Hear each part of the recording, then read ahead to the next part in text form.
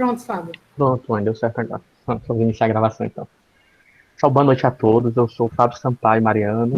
Vou apresentar para vocês a Anelisa Maimone. A Anelisa é professora da Rede Estadual do Ceará, também é professora da Universidade Vale do Acaraú, que é a UVA, tanto do curso de Pedagogia como do curso de Matemática, autora de livros, nossa amiga e colega do VPMAC, que está à frente do projeto conosco. Muito feliz em apresentá-las, como sempre. Sempre sou muito grato de ter uma colega, uma amiga, na verdade.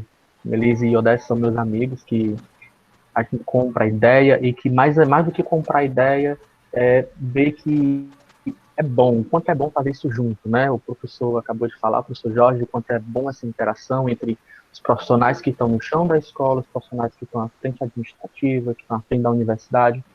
Juntos somos mais fortes. Essa frase ela é real quando fazemos juntos e verificamos essa força.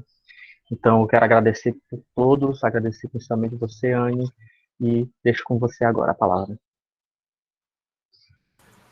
Boa noite a todos. É uma alegria estar aqui mais uma vez com o público crescendo, né, e cada vez mais, e a gente fica muito satisfeito em saber que a gente está proporcionando palestras e momentos tão enriquecedores como esses que a gente tem trazido para vocês, com palestrantes tão especiais como a professora Mazé, que estará conosco hoje. Eu quero pedir licença à professora Mazé, um minutinho só, para a gente fazer homenagem à professora Rita de Cássia Tavares Colares, que é a secretária executiva de Planejamento e Gestão Interna da Secretaria de Educação do Ceará, que faleceu esta madrugada de um infarto, repentinamente, aos 51 anos, uma pessoa que sempre nos recebeu de uma maneira muito carinhosa, e uma excelente profissional, e que vai fazer muita falta, não só na SEDUC, mas na vida de todos nós. Eu quero agradecer a oportunidade e a permissão da professora, da gente poder fazer essa homenagem a uma pessoa tão importante e que a gente lamenta tanto, tá certo? Quero externar aqui o nosso sentimento. Então, eu vou apresentar a professora Mazé, que está conosco hoje, mas antes de apresentá-la, eu gostaria de pedir a todos que fiquem com as suas câmeras desligadas e com os seus microfones desligados também. Depois que a gente fizer, depois da palestra da professora, haverá interação, e quem for pensando em alguma pergunta, vai colocando no chat, que o Fábio anota as perguntas, tá certo? Eu agradeço aí, então, a compreensão de todos, tá certo? Eu vou, então, apresentar a professora, que gentilmente nos visita hoje e traz para nós essa palestra. Professora da disciplina de ensino de matemática, do curso de pedagogia, pesquisadora e orientadora dos programas de pós-graduação em educação e mestrado profissional em ensino de ciências e matemática. A professora Maria José atua nas áreas de educação, educação matemática, formação matemática do professor que ensina matemática, com ênfase nos processos de ensino e aprendizagem, no currículo, avaliação em larga escala e avaliação da aprendizagem, recursos didáticos digitais, educação à distância e tecnologias digitais, voltadas para o ensino de matemática. Desenvolve pesquisa em redes intelectivas entre o Brasil e outros países, em especial Moçambique. Tem artigo premiado, desenvolve projetos de pesquisa como bolsistas no PIBIC e PIBIT, financiados pelo CNPq e FUNCAP. Os projetos de pesquisas têm foco em inovação pedagógica e tecnologia dos professores, que ensinam matemática. Professora, seja muito bem-vinda. A professora é coordenadora de um grupo, e eu vou pedir a ela que faça a propaganda do grupo dela também, que é da UFC. E para nós é uma honra enorme recebê-la aqui. Um nosso muito obrigada. Antecipadamente, dizer para a senhora que é uma honra recebê-la, tá certo? Seja bem-vinda e a casa da senhora, e estamos à sua disposição sempre, tá bom?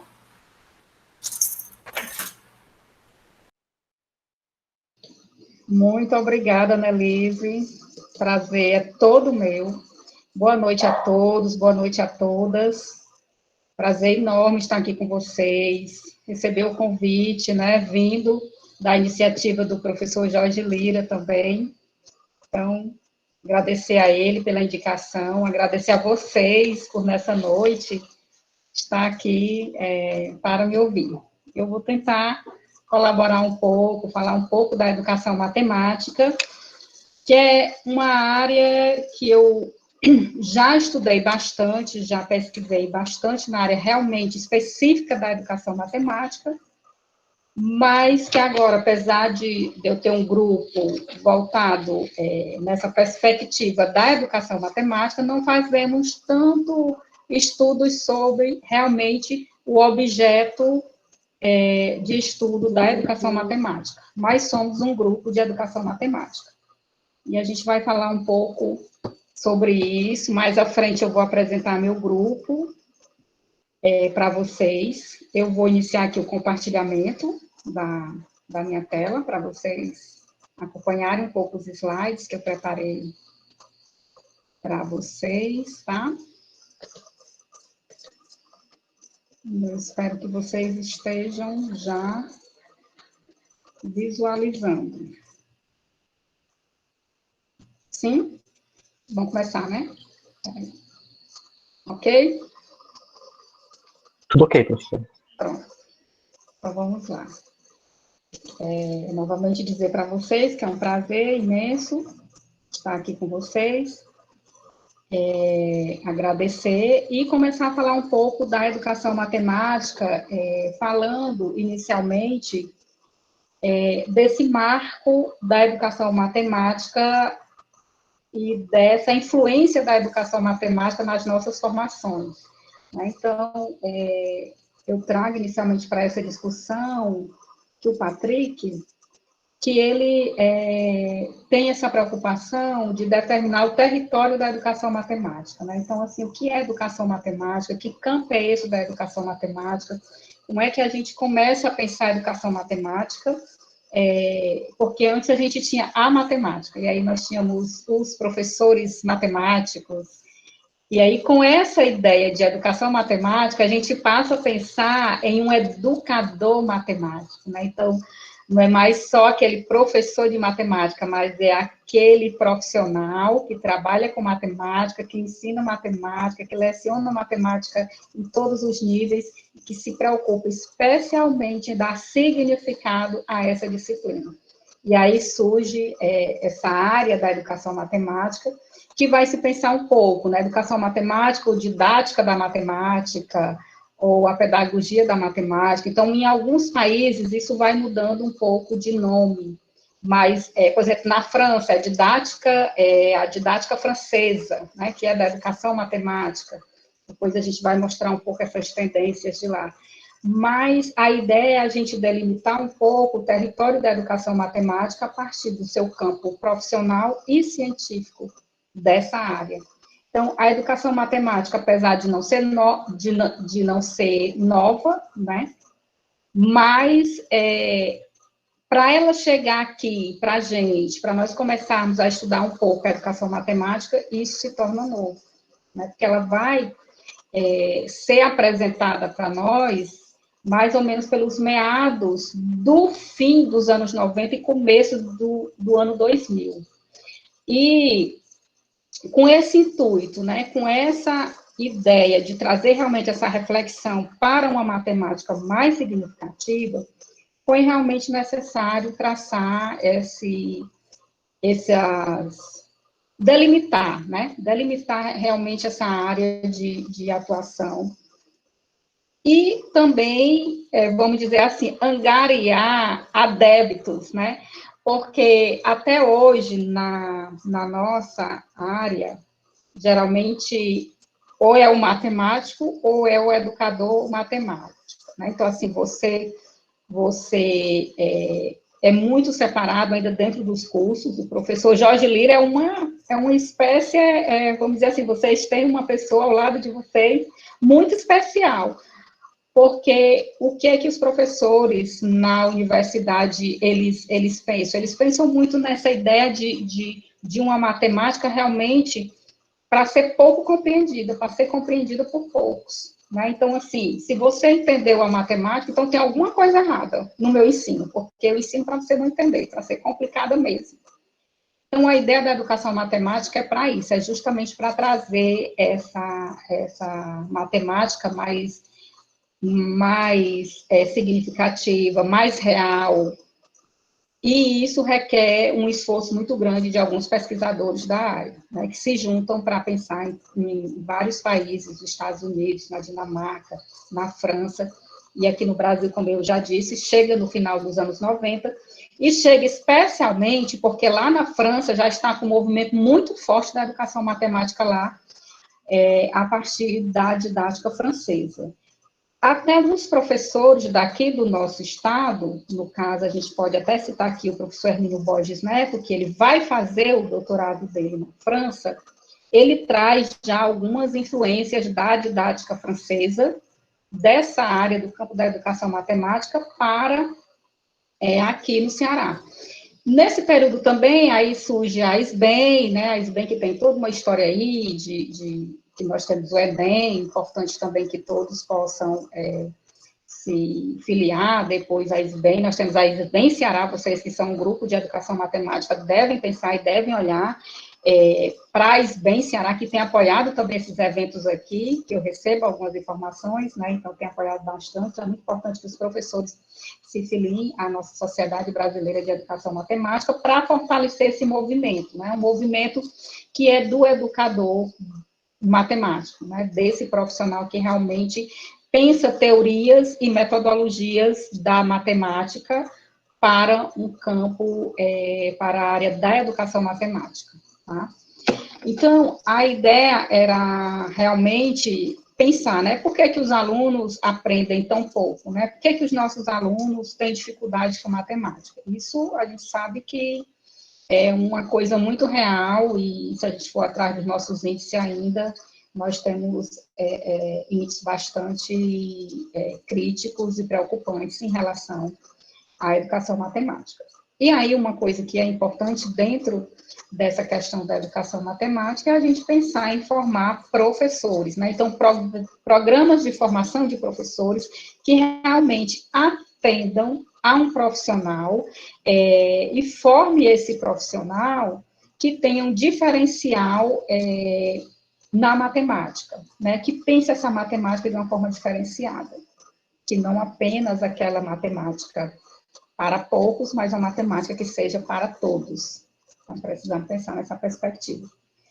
E aí, ultimamente, a gente tem visto muito essa ideia, né? Tendência, a gente vai falar um pouco, tendência ou moda, né? Que é o título da minha atividade aqui, Educação Matemática, Tendências e Perspectivas. E aí, pensando em tendência, a gente relaciona um pouco essa ideia de moda. E aí a gente fica pensando, mas a educação matemática é uma moda, né? É uma moda, e a moda é uma coisa momentânea, e momentânea é uma coisa que vai passar. Mas a educação matemática, ela realmente uma tendência e não uma moda, porque a gente vai ver que tendência é algo que é mais duradouro e parte de uma tomada de consciência. Então, a moda, ela é aquela coisa, vamos dizer assim, num português bem usual, né? A Maria vai com as outras. Então, tá todo mundo fazendo, eu vou fazer também. E aí a gente sabe que na educação, muitas vezes acontece, de fato, os modismos, mas os modismos, eles se perdem, né? Eles passam. E o que a gente tem que pensar realmente é nas tendências. E aí o que a gente vai discutir realmente são as tendências em educação matemática e não o que é moda, tá? Eu até aproveitando agora, abri um parêntese, está se falando muito de um novo normal, né? Então, as pessoas acabam querendo dizer que o que nós estamos vivendo agora é algo que vai ficar, que vai permanecer, e aí a gente acaba naturalizando as coisas. Então, a gente passa por uma situação muito difícil, de um caos, de uma pandemia, e as pessoas ficam falando em novo normal. Então, isso é um absurdo, né? Não existe um novo normal. Existe um caos aí, e que a gente precisa, para sobreviver, nós precisamos tomar algumas atitudes e reações dentro da educação, e como é que a gente pode trabalhar essa educação de uma forma que a gente possa superar esse caos todo que nós estamos vivenciando nesse momento. E aí, dentro da educação matemática, a tendência, né, as tendências da educação matemática, elas apareceram, elas estão aí, elas são discutidas, elas são debatidas, e a educação matemática, ela não passou, né? A educação matemática, ela é algo que a cada momento ela precisa ser fortalecida por todos nós, com um grupo como esse, né, que eu estou tendo a oportunidade de conhecer hoje à noite. O trabalho de vocês é algo, assim, de uma importância enorme para a formação dos professores. Pensar que tem um grupo, assim, tão grande, né, como vocês já disseram, tão interessado em educação matemática, isso nos faz compreender o quanto é importante cada vez mais vocês compreenderem e entenderem as tendências da educação matemática e como é que essas tendências poderão realmente fortalecer o fazer pedagógico dos professores. Então, tendência é uma tomada de consciência. Então, nós vamos ver que tem, dentro da educação matemática, a gente tem várias teorias, metodologias que a gente pode estudar e compreender, todas sempre com um propósito, que é tornar a matemática um objeto de estudo mais acessível a todos. Então, com essa tomada de consciência, eu escolho qual tendência da educação matemática mais se adequa à minha realidade, aos meus alunos e ao meu objeto de estudo. Tá? Então, a palavra é tomada de consciência. Tá? Isso é muito importante. E o objeto de estudo da educação matemática é a pesquisa, né? Então, eu, professor, eu sou um pesquisador, e eu trabalho a partir dessa tríade, né? Conhecimento matemático, ensino e aprendizagem. Então, essa relação é que vai fortalecer a minha prática pedagógica e me fortalecer como educador matemático, como um pesquisador. Tá? Então, essa tríade aí que vai formar a minha praxis, né? A minha forma de trabalhar e de pensar a matemática de uma forma significativa. O que o Patrick, ele vai falar de algumas temáticas que são relevantes para a gente trabalhar dentro do campo da educação matemática. E aí ele traz os processos de ensino e de aprendizagem, matemática, mudanças curriculares, que nós sabemos a importância que nós passamos agora por uma revisão, né, de uma curricular, vocês estão passando por esse momento de reflexão sobre as diretrizes curriculares da educação básica como um todo, e uma proposta de uma base nacional comum curricular que norteia e orienta o currículo, mas ao mesmo tempo é normativo, então precisamos estar atentos a isso. As tecnologias, né, essas tecnologias a gente pode dizer que não só as tecnologias digitais, mas todas as tecnologias que possam vir a contribuir com o ensino de matemática, tá? Prática docente também é um outro objeto, uma outra temática de investigação dentro da educação matemática.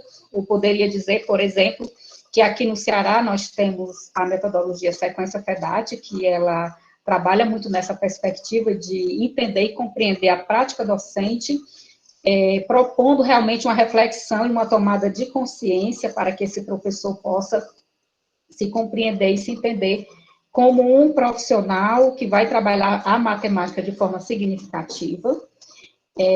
O desenvolvimento profissional, e aí a gente pode ir também, a partir disso daí, pensar numa didática profissional, o que ela pode colaborar para a formação do professor, práticas de avaliação, contexto sociocultural e política de ensino e de aprendizagem de matemática. Nós temos visto também alguns estudos, né? A gente pode citar um grupo lá da UFRN que trabalha com a matemática cultural, mas que agora está um pouco parado. Quem está estudando muito mais matemática cultural é o grupo lá de Belém, com o professor Irã Abreu Mendes, a matemática cultural. Então, essa matemática que ela tem uma relação com o sujeito do seu dia a dia, da sua prática cotidiana, da sua praxis, mas não uma matemática utilitarista, né? É uma matemática que ela me coloca criticamente diante da sociedade, né? Me faz um sujeito crítico, mas ela não é utilitarista, né? Porque às vezes a gente quer muito responder aquela pergunta do nosso aluno, né? Então, assim, professor, para que eu estou aprendendo isso? Para que vai servir isso, né? Então, muitas vezes o aluno só quer aquele conteúdo que ele reconheça a prática no dia a dia. E muitas vezes a prática daquele conteúdo, ela é para o seu desenvolvimento lógico-matemático, vai colaborar muito para ele realizar tomadas de decisões no seu dia a dia, tomada de consciência, algo de uma dimensão mais abstrata, e aí o aluno fica muito preso àquela coisa do concreto, né? A concretude daquilo, a materialização daquele conteúdo que muitas vezes ele só vai perceber nas próprias ações dele de uma forma indireta, como ele, sujeito, se desenvolve diante de determinadas situações em que ele é apresentado. Então, são essas temáticas importantes que a matemática em si não aborda. Quem aborda essas temáticas é a educação matemática. Isso a gente tem clareza disso. O objetivo da educação matemática, né, é muito claro. É de cunho pragmático, é visar a melhoria da qualidade de ensino e aprendizagem científica, e visa desenvolver o campo de investigação e produção de conhecimento. E tem se percebido muito a produção de conhecimento no campo da educação matemática. Né? Nós temos percebido muito isso. E muitas vezes há uma crítica dos próprios matemáticos em relação à educação matemática, né? Há ainda essa ruptura dessa relação matemático e professor de matemática, porque fica naquela coisa de que, você da educação matemática, você sabe teoria, mas você não sabe o conteúdo matemático. Aí, por outro lado, o matemático sabe matemática, mas não tem a didática da matemática. Então, existe ainda um certo preconceito por você não compreender realmente a área e a temática, e você acaba levando para um lado do esvaziamento do conteúdo matemático, e o que não é verdade, né? Porque o campo da educação matemática mostra que, além daquele profissional saber muita matemática, ele sabe didática da matemática para poder ele tornar essa ciência significativa para os sujeitos, né? E aí, no campo das tendências, né? Nós precisamos pensar a educação matemática como uma área de estudos e pesquisas que é pluri, inter e transversalizante, né? E nesse sentido, algumas questões importantes, alguns objetivos importantes são imprescindíveis para a gente pensar nesse contexto dessa matemática, que ela prevê multiletramentos, né, múltiplas relações em relação a esse conhecimento matemático, a esse objeto da educação matemática.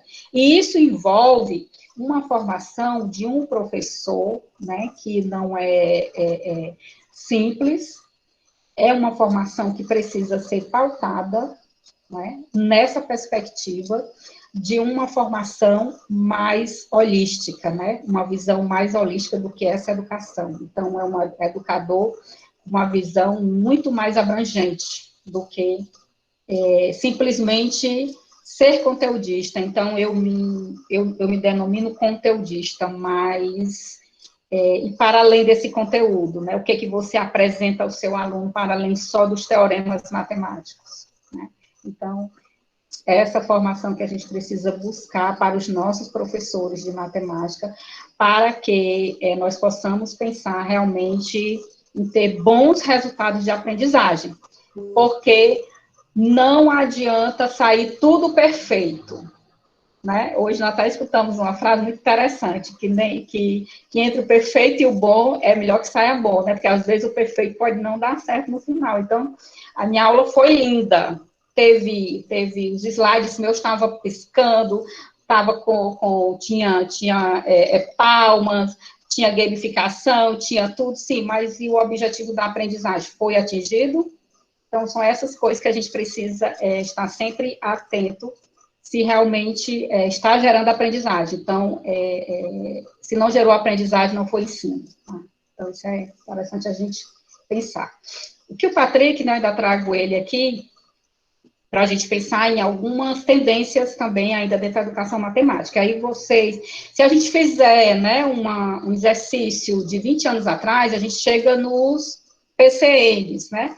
Os PCNs, eles foram elaborados pós-LDB, né? Então, tivemos LDB 93/94/96, e aí surge, dentro da LDB, já estava previsto o que estava lá na Constituição, que era 1988, aquele currículo de uma base nacional comum curricular, que não conseguiu ser efetivada em nenhum dessas discussões até então, e aí a base traz novamente essa reflexão, aí tem que ter essa base nacional comum curricular, precisamos desenvolver, e aí apressadamente se cria os PCNs, e os PCNs, por mais que eles tenham sido muito bem elaborados, muito bem pensados, muito bem influenciados a partir dessas tendências da educação matemática, se a gente pegar os PCNs de matemática, vamos ver quanta influência da didática francesa, das tendências da educação matemática estão lá presentes.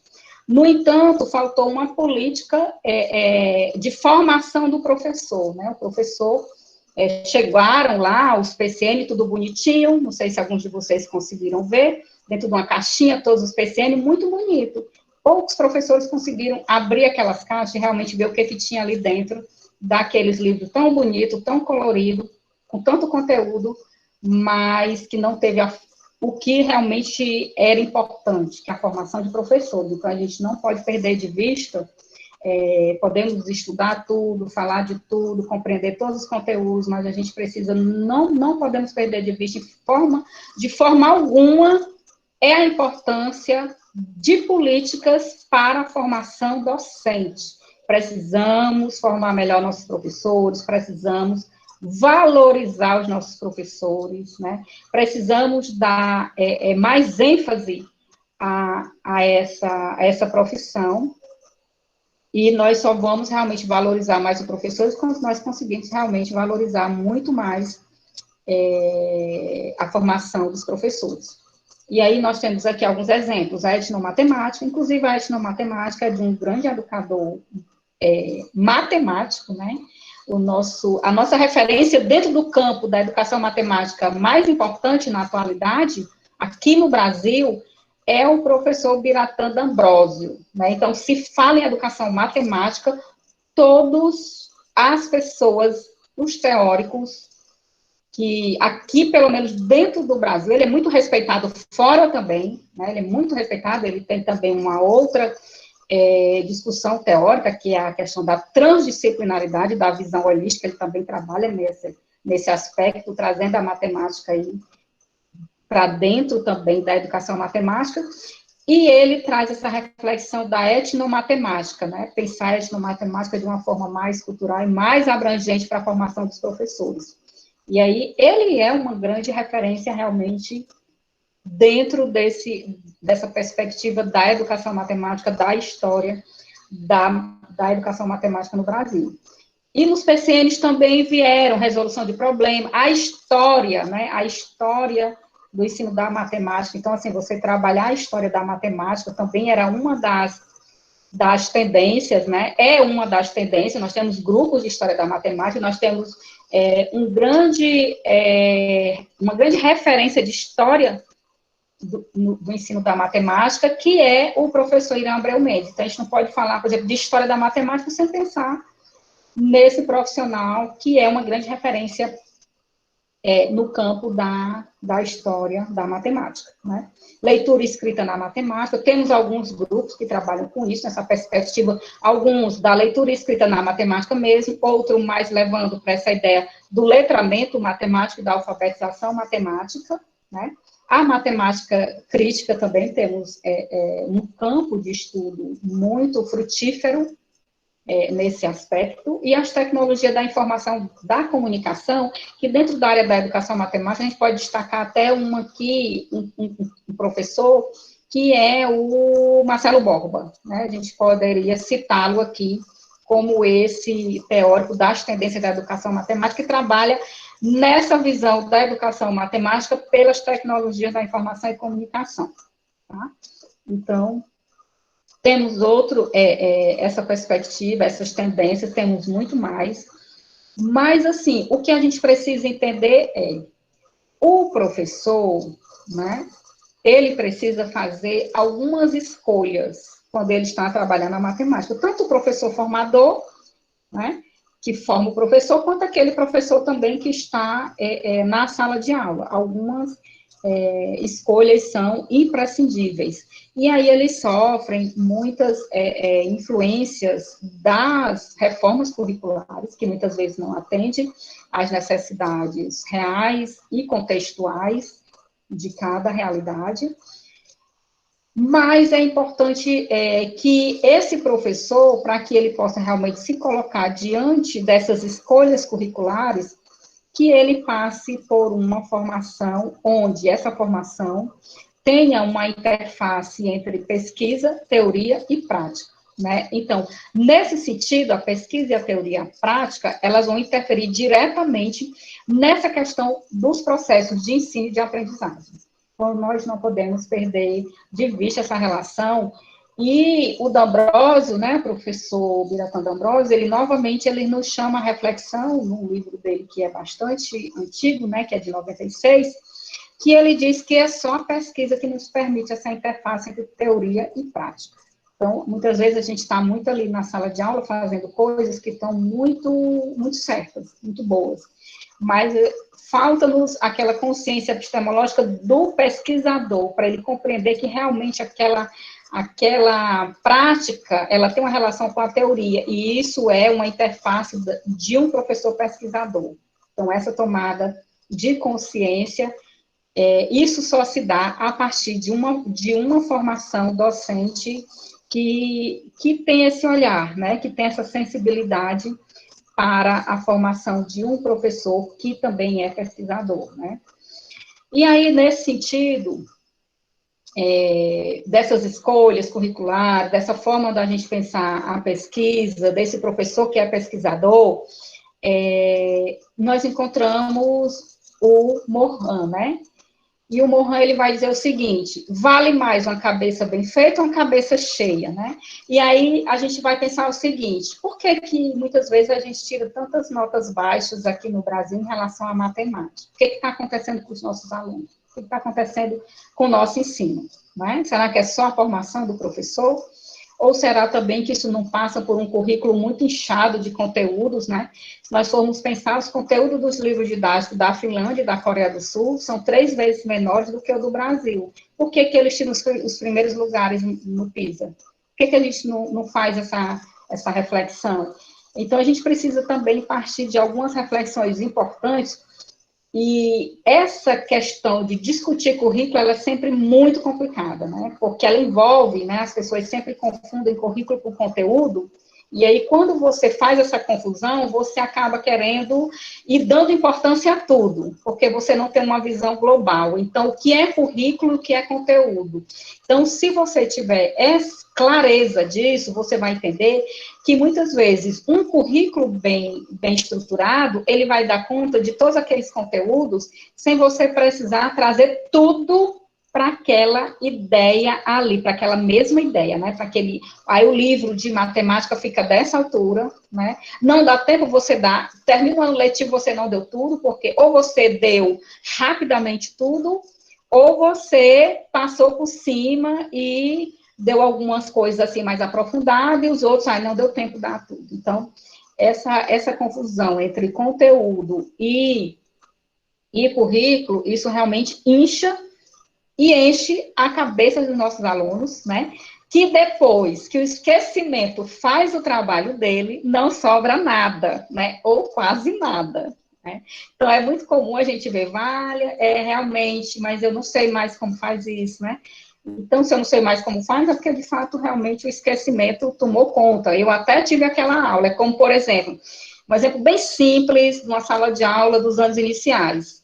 A professora foi, tipo, vamos lá, pegar a tabuada dos alunos, né? 2 mais 2, 3 mais 3, 4 mais 4. E aí, no ano seguinte, a professora vai novamente tomar aquela tabuada dos alunos. O aluno, não quer isso, professora? Não. Não, não, professora, a gente não sabe isso, não sabe, porque eu ouvia daqui a professora perguntando isso a vocês, né? E aí, o esquecimento tinha feito o trabalho todinho, e o aluno, para ele, aquilo ali não fazia o menor sentido, ele não lembrava mais daquilo. Então, são essas coisas que a gente precisa, como professor, pensar, né? Precisamos pensar muito a importância das nossas formações, né? Nós precisamos cobrar muita formação continuada e melhorar muito a nossa formação inicial. Nós precisamos realmente disso. E, claro, que melhorar também as nossas condições de trabalho. Sempre. Tem que estar sempre ali aquela discussão.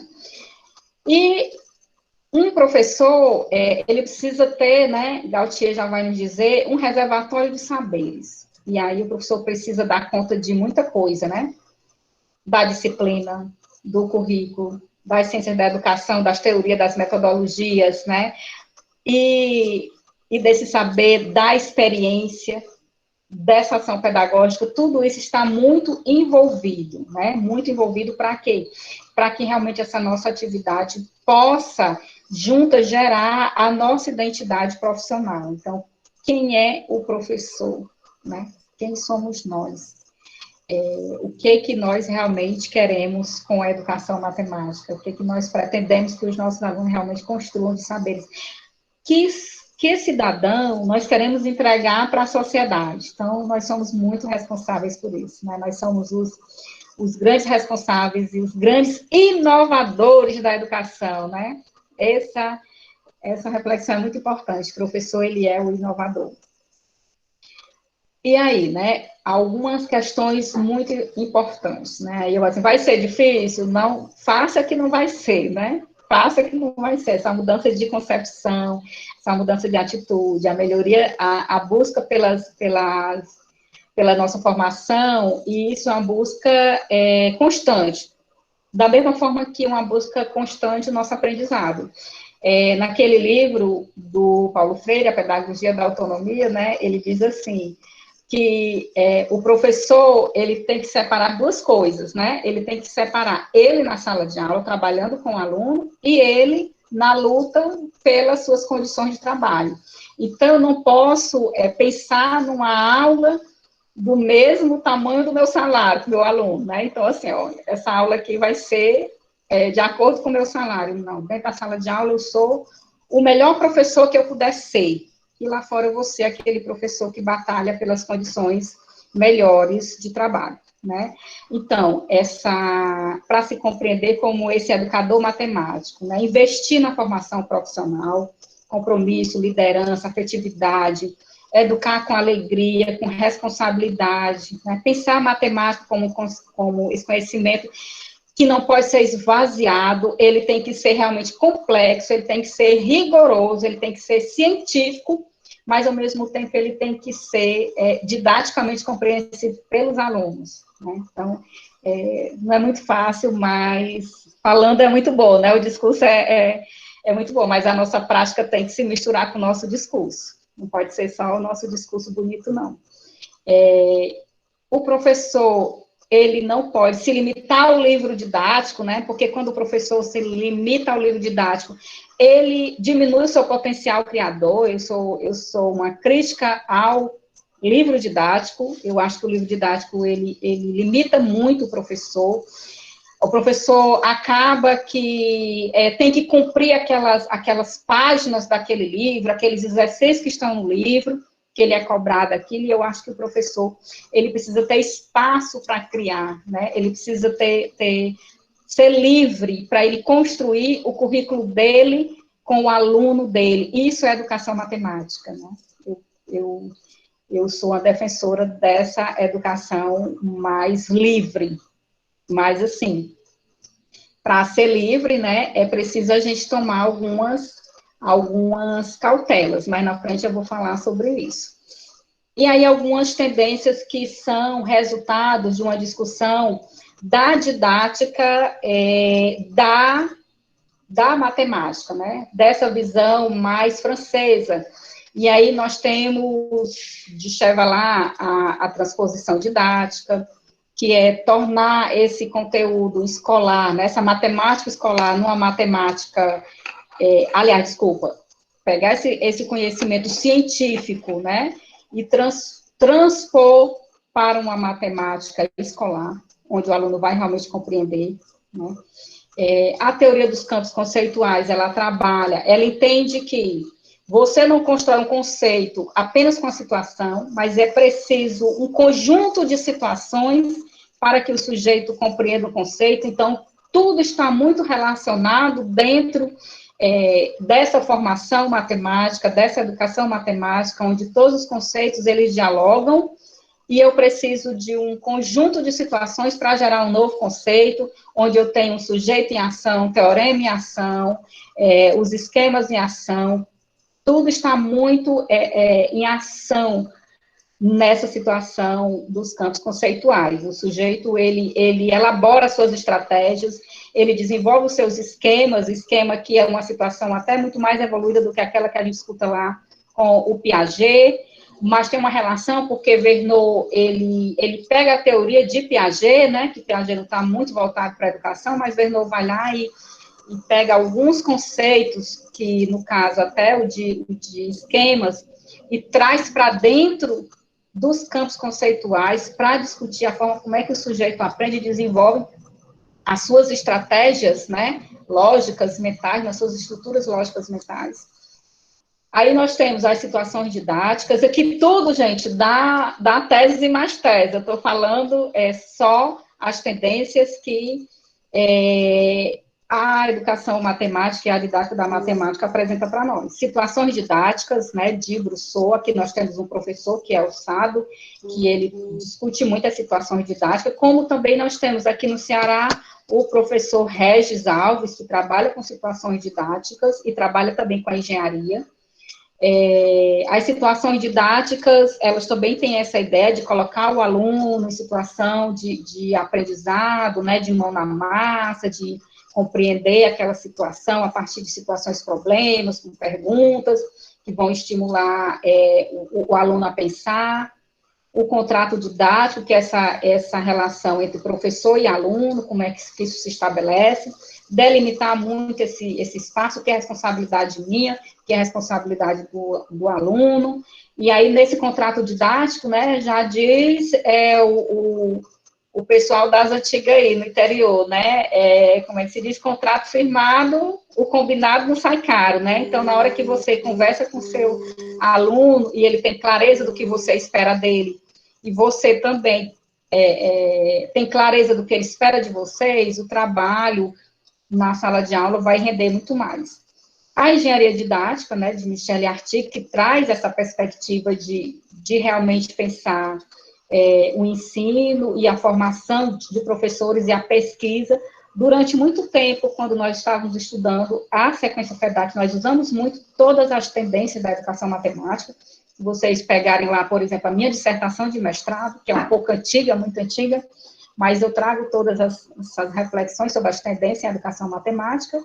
Os obstáculos epistemológicos de Bachelard, né, onde ele vai dizer que a gente precisa, num dado momento, entender o que é conhecimento comum e o que é conhecimento científico, para poder a gente mostrar o seguinte: a gente começa com o aluno trabalhando numa perspectiva mais de um conhecimento que é concreto, mas em algum momento esse conhecimento ele precisa passar a ser um conhecimento científico, e eu, como professor, não posso deixar meu aluno ficar agarrado à concretude a vida inteira. Vai ter um dado momento em que esse aluno vai chegar ao conhecimento científico, e eu preciso ser aquele professor que vai estimulá-lo a chegar nesse nível de reflexão.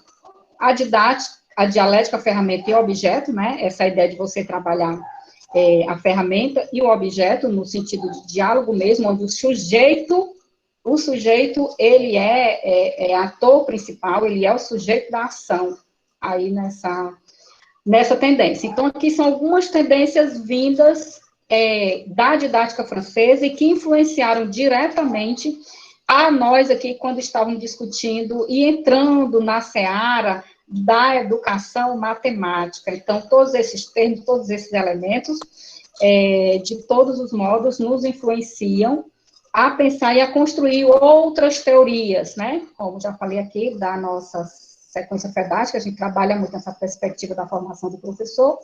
Uma outra teoria também que nós temos discutido um pouco, mas ainda não muito aprofundado, que é a teoria da objetivação do professor Luiz Radiford, que é do Canadá, mas ele tem vindo muito ao Brasil a apresentar essa teoria dele. E a ideia de todas essas tendências é mostrar que a gente precisa trabalhar junto, que o ensino precisa ser ativo, que precisa ser inovador, né? E que as relações entre os processos de ensino-aprendizagem são indissociáveis e que só tem ensino quando tem aprendizagem. Então, não adianta eu dizer que eu ensinei, mas se ninguém aprendeu, eu tenho que pensar, eu ensinei mesmo. Então, é uma reflexão importante para nós, professores, tá? E qual é que deve ser o papel do professor, né? Diante dessas tendências da educação matemática? Um professor desafiador, né? Que tem experiências significativas. Uma coisa que é importante a gente pensar às vezes, nós, professores, dizemos assim, eu tenho 20 anos de experiência, eu tenho 30 anos de experiência. Será que você tem anos de experiência ou anos de profissão?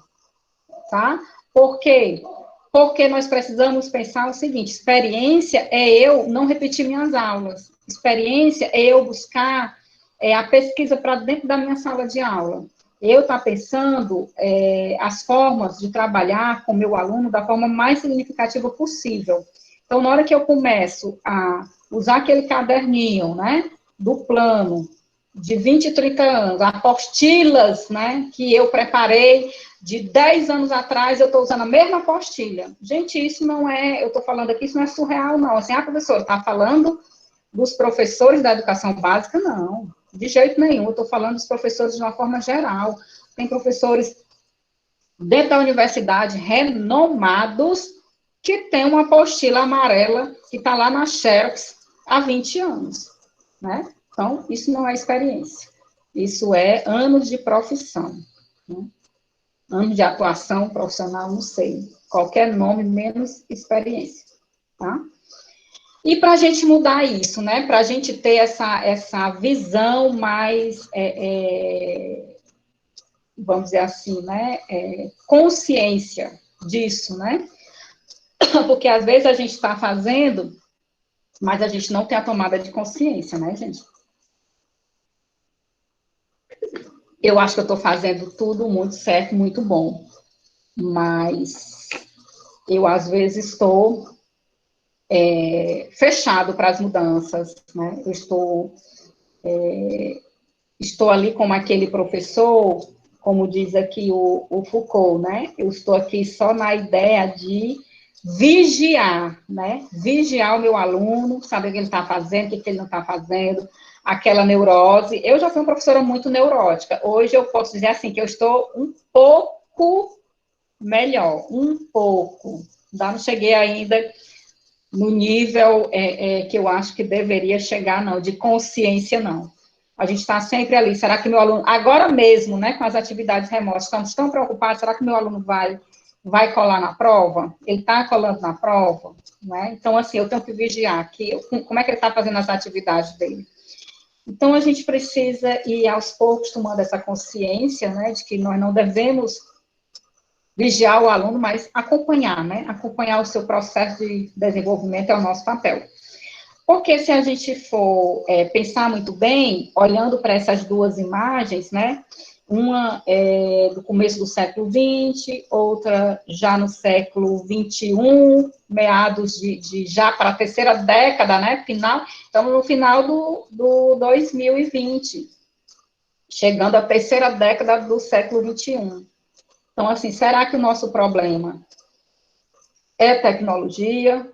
É metodologia? Será que as nossas aulas estão equipadas o suficiente? A gente não está tomando essa consciência metodológica das mudanças? Então, as tendências na educação matemática, ela vem nos trazer essa reflexão, para nós pensarmos realmente que sujeito nós queremos formar e preparar para a sociedade. Então, se eu tiver esse videozinho, depois vocês assistam, tá? Esse linkzinho aqui vai ficar aí para vocês. O nome do vídeo é Tecnologia e Metodologia, ou Metodologia. E aí, depois você vai ver o seguinte, né? Que não adianta eu eu vou mudar, né? Vou ser uma professora diferente. Aí eu corto o meu cabelo, né? Meus cabelos longos, pinto, troco meu óculos, boto uma roupa bonita e vou para a sala de aula. Mas chega lá, eu me comporto do mesmo jeito. Então, a mudança, ela tem que ser na minha prática, né? Na minha ação, na minha forma de pensar e de agir. Como diz o Mohan, a mudança não é nos currículos, não é nos documentos, não é a base, não é a tecnologia. Sou eu, professora, é que mudo, né? Eu é que me transformo.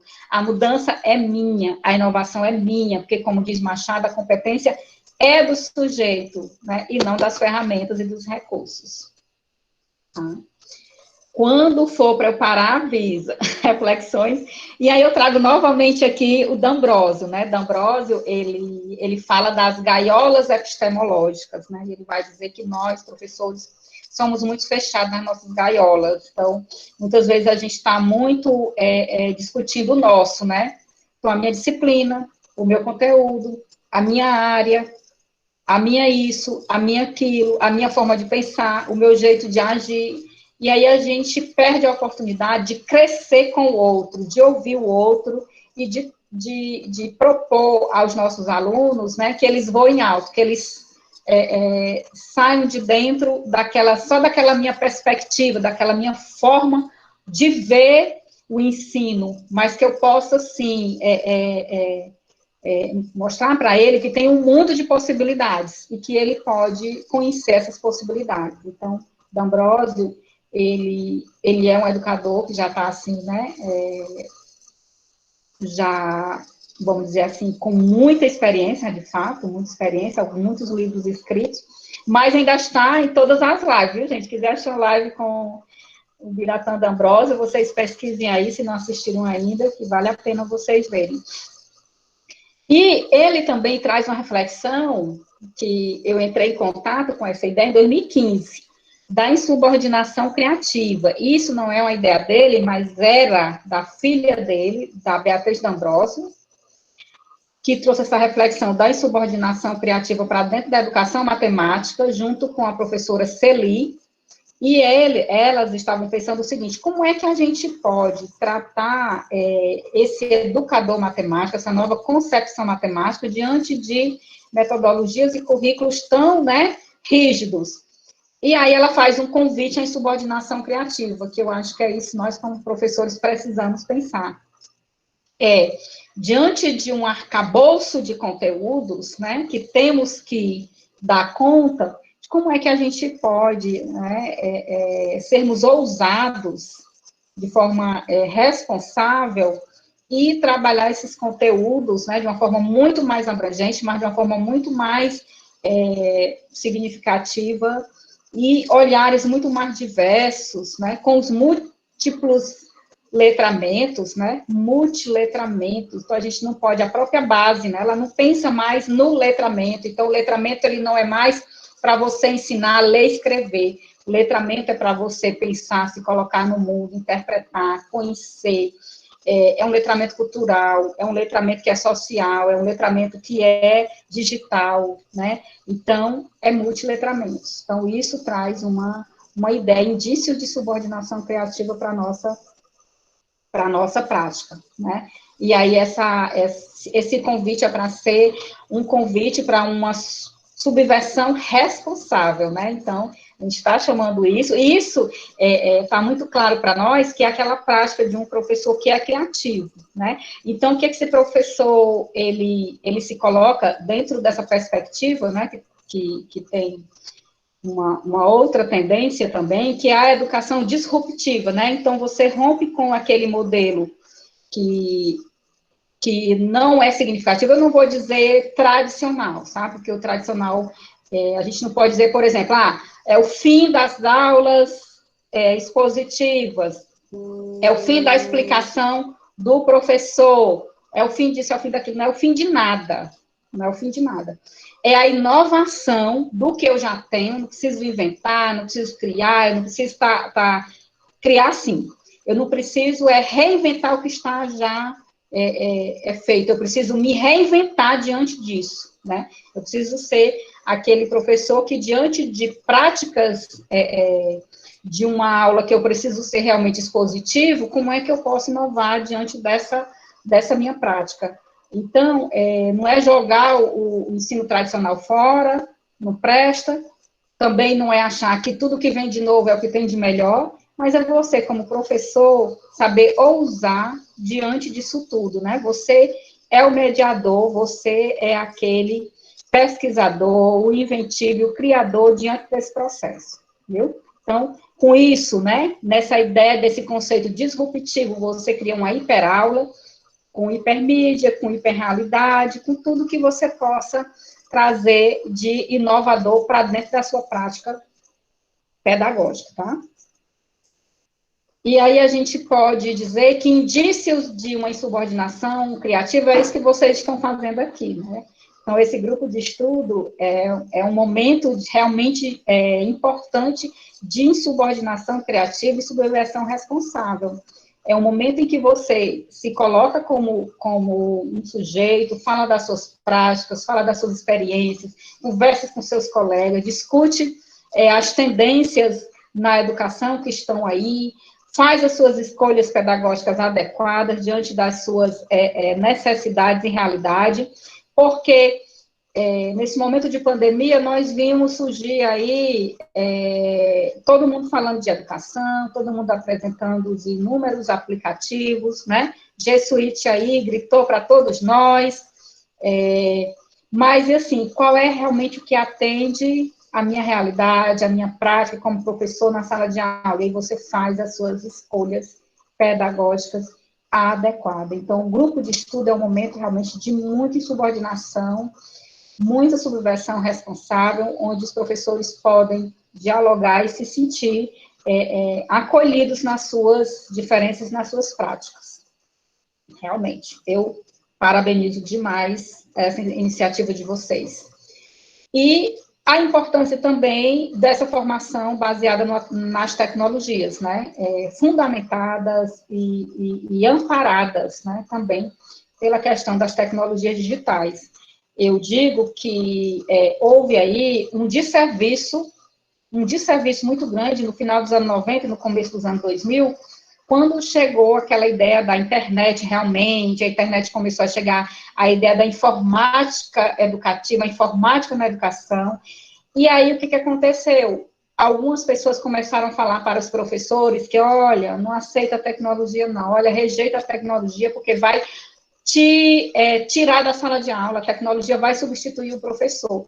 E aí, quando disseram isso, o professor, as formações, né, os cursos de formações dos professores tiraram as tecnologias de dentro das matrizes e das formações, os professores passaram a não ter essa formação tecnológica, e o que aconteceu? Aconteceu uma pandemia, tivemos todos que ficar isolados em casa, e quem foi que conseguiu nos auxiliar nesse momento, e foi um recurso importante para que nós estivéssemos, por exemplo, aqui agora, debatendo a educação matemática, as tecnologias.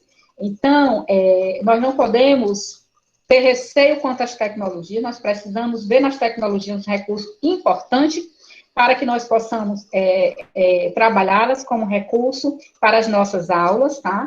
É desafiante para muitos professores ainda, porque não passaram por essa formação tecnológica. Então, a gente diz muito, eu não sou nativo digital, mas nós já tivemos tempo suficiente para compreender as tecnologias, nós não tivemos, foi a formação e a política pública adequada para sermos formados com base nas tecnologias, e justamente eu acho que a grande falha foi o desserviço que alguns fizeram em relação as tecnologias, né? Mas a gente teve muitos professores que defenderam as tecnologias para formar os professores. Na época, né, nós tínhamos a Kensky, Belloni, Valente, Pierre Levy, estava todo mundo discutindo as tecnologias e dizendo, o Valente foi um que disse, olha, a gente vai ter que pensar uma forma de estar junto virtual, isso em 2003. E só agora que a gente realmente está pensando e levando muito a sério, assim, a forma da gente estar junto, né, virtualmente, aprendendo, maturando as aprendizagens a partir imediato pelas tecnologias, né.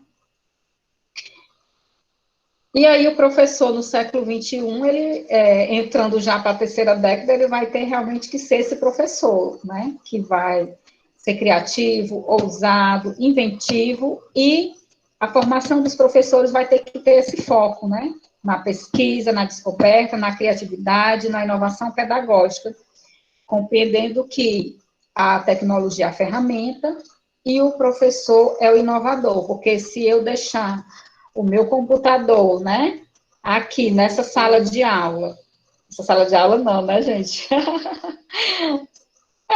Sala de aula remota, né? E eu sair daqui e o meu computador ficar ligado, ele vai acabar a bateria dele, ele vai desligar e ele não vai fazer nada, ele não vai abrir nenhuma página e nenhum aplicativo, porque a competência não é dele, a competência é do sujeito que operacionaliza a tecnologia. Se a gente tiver consciência disso, a gente vai se aproximar mais das tecnologias, né? Compreendê-las melhor e fazer as nossas escolhas adequadas, tá? E aí, né, Gil, ele diz assim para a gente, né, que a educação deveria ser um processo para a vida e não a preocupação para o futuro, porque a gente está sempre pensando no futuro, o futuro é hoje, né, então tem que pensar a educação para hoje, e tudo que tem hoje vai ser uma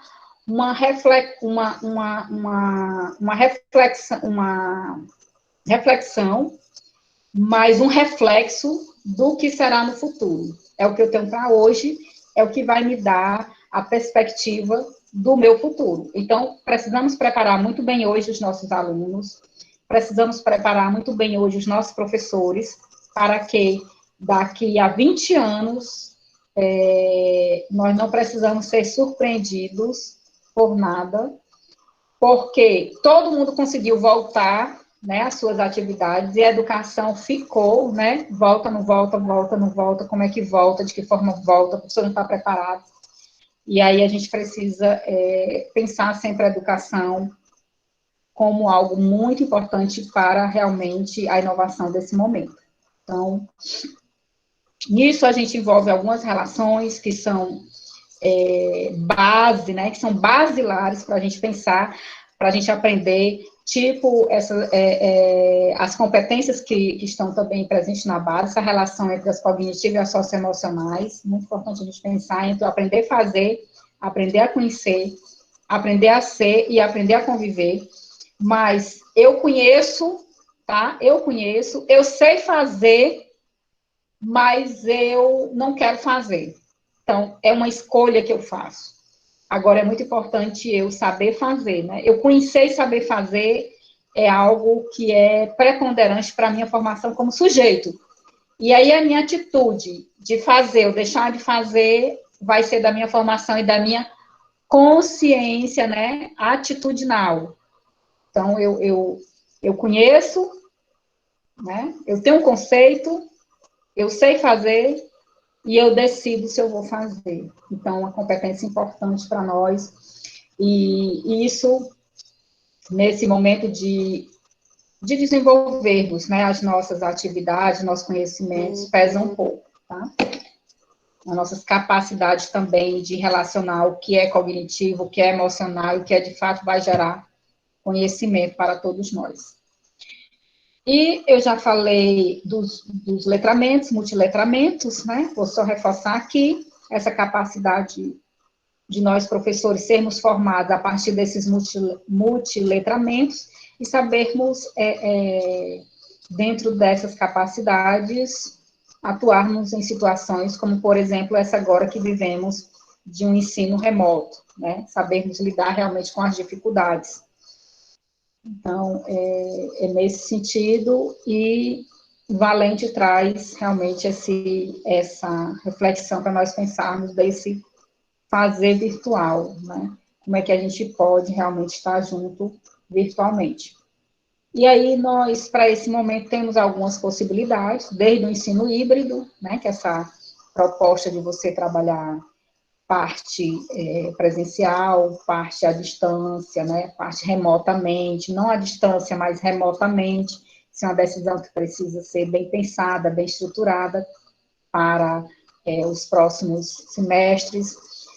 A sala de aula investida, né, em vez de eu ficar falando o conteúdo, por exemplo, aqui a gente poderia ter trabalhado a aula invertida, eu poderia ter mandado material para vocês estudarem o que era educação matemática, as tendências da educação matemática, e ao invés de eu estar falando, a gente estaria só discutindo, né, fazendo discussões, que é, por exemplo, um dos objetivos do grupo de estudos, né, estudar em casa e trazer as reflexões para discutir com os colegas, tá? E aqui algumas possibilidades de um olhar de uma educação disruptiva, tá?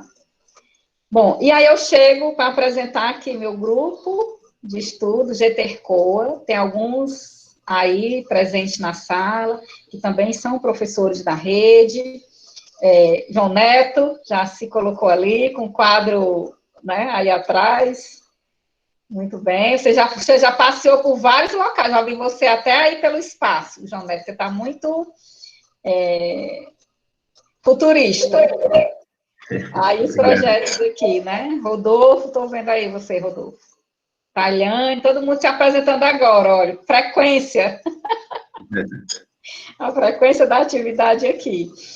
Olha, no ensino, nós trabalhamos com 2 grupos, nós temos um grupo de pós-graduação, para discutir assuntos, assim, de nível um pouco mais, vamos dizer assim, um nível mais elevado, mais aprofundado, vamos dizer assim, e um grupo de graduação que alguns estudos, assim, mais iniciais. E aí nós temos pesquisas dentro desse campo da educação matemática, que vão desde o ensino de matemática, currículo de matemática, avaliação da aprendizagem, avaliação em larga escala, formação de professores da matemática e as políticas públicas de formação, de currículo e de avaliação, que nós também abordamos no grupo. Alguns projetos de extensão, e 4 projetos de extensão nós temos agora aprovados, com 3 que estão sendo desenvolvidos, aliás, 2 desenvolvidos, um já concluído, sobre formação de professores, e trabalhando realmente nessa perspectiva de letramento matemático, de pensamento algébrico, de matemática do zero, uma que nós estamos chamando, que é aquela que o professor aprender realmente entender e compreender os fundamentos de um conteúdo matemático mesmo. Por exemplo, por que quando eu somo, né, 8 mais 2, eu digo que vai 1. Então, por que eu digo isso? O que é isso? O que significa isso? Por que eu fico repetindo essa ideia de vai 1? Vai 1 não vai, não vai 1, né? Nunca foi 1. Não é 1 que vai. E vai para onde? Ou então aquela outra ideia do pedir emprestado o quê, se eu nunca devolvi, né? Então, e o politicamente correto, pede emprestado e nunca devolve, é isso mesmo que a gente faz na prática? Então, são algumas discussões que a gente aborda para entender realmente o fundamento, né? Os fundamentos dos conteúdos matemáticos que parecem bases, mas não são. E aí, aqui é uma foto da gente antes da pandemia, tá? E aqui é uma pós-pandemia, usando também, como vocês, aqui o Meet, tá? Aqui são algumas dicas de alguns aplicativos que eu usei nas aulas, né, para vocês. E vamos fechando essa ideia, realmente, das tendências à educação matemática, entendendo da importância que é a gente ter as tecnologias da educação matemática, a importância delas para a nossa área, a importância da gente pensar num professor que realmente dê conta de todas essas competências para aprender e ensinar bem a matemática, um perfil de um formador que seja inovador e empreendedor, dentro de uma perspectiva que ele pode criar, né? Ele desenvolve o seu currículo, ele inova junto com o aluno, porque ele constrói o seu currículo com o aluno. Olha, gente, não é a decisão do conteúdo, vejam bem, é a decisão do currículo, né? Que eu dialogo com o meu aluno. Ele conhece mais o seu aluno, as características cognitivas, socioemocionais e culturais daquele aluno, trabalha com projetos colaborativos, né? Uma sugestão também, você fazer isso dentro da sua disciplina. É muito comum a gente escutar o aluno dizendo assim, professora, eu vou fazer só, eu quero fazer meu trabalho só. Então, assim, trabalhar a empatia e desenvolver trabalhos colaborativos é um desafio também importante para a formação do professor e também para a formação dos alunos, né? Não perder tempo, né, falando dos problemas, mas agir sobre os problemas para a gente tentar resolvê-los, tá? Conhecer muito bem as estratégias para desenvolver uma aprendizagem mais significativa e fazer aquela coisa, né, aquele meio termo entre aulas expositivas e aula mão na massa, para que o aluno também não se sinta assim, tá, né, essa aula eu só faço, o professor não tem um momento de diálogo nas aulas, então fazer essa mediação, essa mesclagem, né, mesclar um pouco essa ação pedagógica, e sempre procurar não repetir as aulas, né, e buscar inovar em cada aula.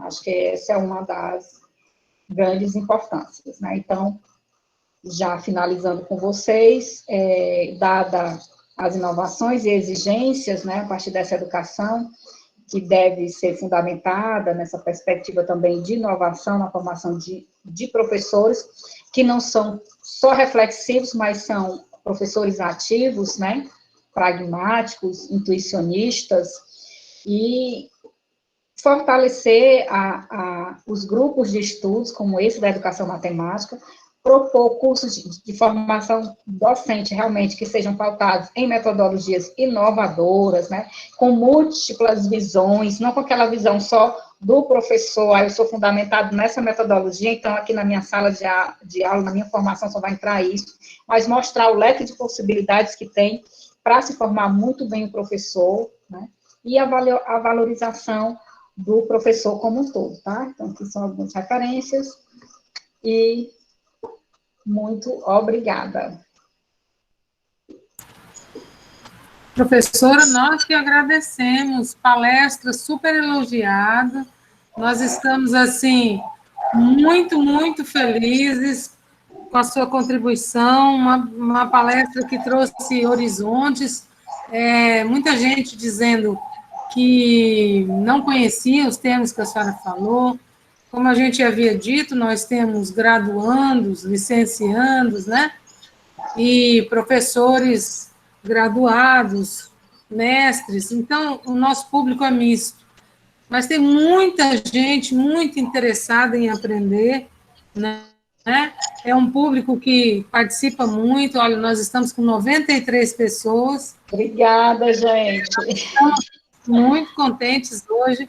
E a gente fica muito, muito feliz de tanta informação, de tanta aprendizagem nesse momento. Houve ensino, porque deu para aprender muita coisa. Estou muito feliz, professora. O professor Jorge Lira gostaria de dar uma palavrinha, né, professor? Professora, mas, por favor, tem várias pessoas que fizeram perguntas, então, ao fim, eu posso fazer algumas considerações, mas, por favor, sigamos com as perguntas. E só agradecer à professora Mazé pela brilhante palestra. Assisti em 1 hora de trânsito, professora, do Cambeba para cá. Então, muito bom. Foi uma viagem ótima. Ai, que bom, professor. Obrigado. Pois, Anotei as perguntas, Anny. Isso, eu vou pedir para você fazer as perguntas. E aquela teve que sair, porque ela também está em trânsito, ela pediu para fazer a pergunta, que depois ela vai ver na gravação, tá certo? Pois pronto. Pronto, pessoal. A Lara, ela fez algumas perguntas. Eu queria saber se você, Lara, quer fazer a pergunta, você mesma, as 4 perguntas que você fez, ou se eu faço por você. Pronto, ela falou agora aqui. Lara, pode fazer? Pronto. A Lara fez algumas perguntas. A primeira foi o seguinte: se pode dizer que há uma diferença entre educador matemático e professor de matemática, professora Maria? Professora Mazé? Oi, estou ouvindo. Deixa eu tirar aqui a apresentação. Pronto. A primeira pergunta que ela fez foi essa. Foi perguntando, e aí querendo saber se existe uma diferença entre educador matemático e professor de matemática. Existe assim, teoricamente, né, para algumas tendências dentro da educação matemática existe uma diferença, né? O que o Patrick, ele vai dizer, ele vai trazer várias distinções, né? Inclusive, tem um estudo que vai dizer o seguinte, que tem aquele professor que não quer ser reconhecido como um pedagogo, porque, segundo a própria pesquisa, é um professor irritante, né? Então, digamos que ele fala muito, ele acha que ele sabe muito, então ele fala demais, então ele acaba sendo prolixo e irrita. O professor de matemática, ele acaba sendo aquele que a matemática não é acessível ao aluno, ele não democratiza o ensino. E o educador matemático seria aquele que está muito interessado em pegar aquele saber científico, né, e fazer a transposição didática para um saber escolar, tá? Mas isso são algumas tendências dentro da educação matemática, não quer dizer que isso é um conceito fechado, né? Não quer dizer assim que eu sou um professor de matemática e eu sou desse jeito, mas dentro da literatura, para a gente entender um pouco as tendências dentro da educação matemática, traz um pouco dessa reflexão, de você se colocar como um educador matemático. Então, esse educador matemático é aquele pautado dentro das tendências da educação matemática que visa uma educação mais significativa. Pronto, a outra pergunta que ela fez, professora, foi: quais são os fatores que provocam as mudanças na postura do educador matemático e na sua prática? E como essas mudanças devem acontecer no cotidiano da escola? Uhum. A Lara é perguntadeira, viu? Eu já sei. Ela fez 4 perguntas. Olha só, essa pergunta dela é muito importante, tá? Mas está dentro dela, está dentro de cada um de nós a resposta dessa pergunta. Por quê? Porque as mudanças acontecem de dentro para fora. Então, eu não vou chegar lá na sala, lá na escola X, e dizer assim: olha, gente, a partir de amanhã, todo mundo vai ser diferente aqui nessa escola. Aqui a escola vai ser a escola do futuro. E o professor, será que ele está convencido disso? Cada um daquele professor daquela escola está convencido disso? Então, eu preciso estar realmente convencido de que eu preciso mudar, fazer o que Becker chama a atenção, né? Ele fala da consciência epistemológica. Então, eu, professor, preciso me despertar para isso, para essa consciência epistemológica. Então, é uma tomada de decisão importante do professor, né? Mas, evidentemente, que essa mudança é influenciada por fatores externos, tá? Por quê? Porque se eu tiver passado por uma formação que me dá condições e me dá suporte para eu inovar, eu vou me propor a inovação, porque é o que eu disse ali, gente, olha só as competências, né? Ó, eu conheço, eu sei fazer, aí eu tomo atitude, olha só. Então, eu preciso ter essa reflexão, porque eu posso conhecer, saber fazer, mas não querer. Por isso que a decisão, ela é muito pessoal. Certo, agora eu vou fazer na ordem, tá certo, Lara? A pergunta foi da Adriana Oliveira, e eu queria saber se ela quer fazer ela mesma. Eu anotei aqui, mas se ela quiser fazer ela mesma, não tem problema. Adriana Oliveira. Não? Pronto. A Adriana, ela perguntou o seguinte, que na sua opinião, professora, quais são as mudanças mais significativas dessa mudança curricular no que concerne à educação matemática, que o Brasil passou agora e que deveriam ser objeto de estudo pontual dos licenciandos de hoje? Essa pergunta ela é mais para o Jorge Lira do que para mim. Né, Jorge Lira? Eu acho que essa pergunta é mais para ele, que ele está trabalhando exatamente com esse redesenho do currículo de matemática nesse momento, e assim, ele traz muito mais elementos concretos, né, porque eu posso falar dessa parte teórica do que eu acho, do que eu penso, né, a minha opinião sobre isso. Então, é como eu falei, os nossos currículos são tão engessados, nós somos tão conteudistas, que a gente perde a noção e a visão do que é realmente significativo e importante para ser trabalhado, né? E aí, acho que o professor poderia complementar aí a resposta. Posso ajudar a professora Mazé aí com a Lara, que colocou várias questões duras para a gente aqui, questões que merecem um seminário, vários seminários. Mas realmente, professora, antecipando até algumas considerações que eu ia fazer, já que você me deu essa deixa, e vou só me intrometer um pouquinho nessa bela noite, aí, nessa bela preleção, né? Só colocando assim, que os matemáticos, de fato, né, eu represento aqui a classe, acho que eu posso me considerar também hoje um educador matemático, porque até para nós, assim, que apesar de algumas caricaturas, né, que existem, daquele matemático, até estava com a piada aqui do matemático russo que a gente conhece, que deram para ele assim, toda a ementa do curso de cálculo, né, ele perguntava o que é o curso de cálculo, né, deram a ementa toda para ele, disseram que era, que começa com limite, acaba em Stokes. Aí ele chegou uma semana depois e disse, a terceira aula, o que é? Então, assim, o sujeito tem a mínima noção, pare lá na abstração da matemática. Isso é uma caricatura, assim como a caricatura do pedagogo, né, que desconhece completamente a fineza do conceito matemático. São caricaturas. Mas, assim, os matemáticos, em geral, eles vinham historicamente contribuindo muito pouco, não por não quererem, mas muitas vezes por não serem chamados.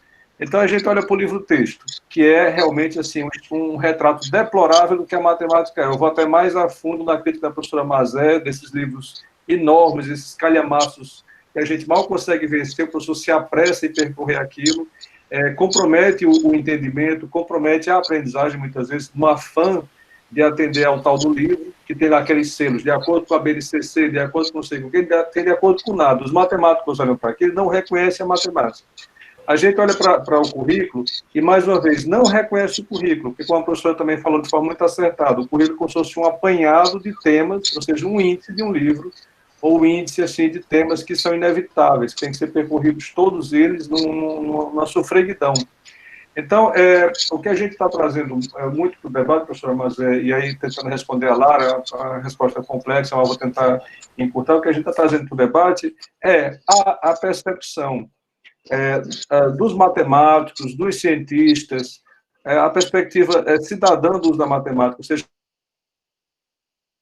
para que não é instrumentalizar, não é torná-la, como a professora falou, utilitária, mas é dar os significados, é dar as múltiplas acepções da matemática, inclusive elogiando o que ela tem de muito especial, de muito potente, que é a abstração, a generalização, o fato dela poder falar das múltiplas verdades da ciência, da sociedade.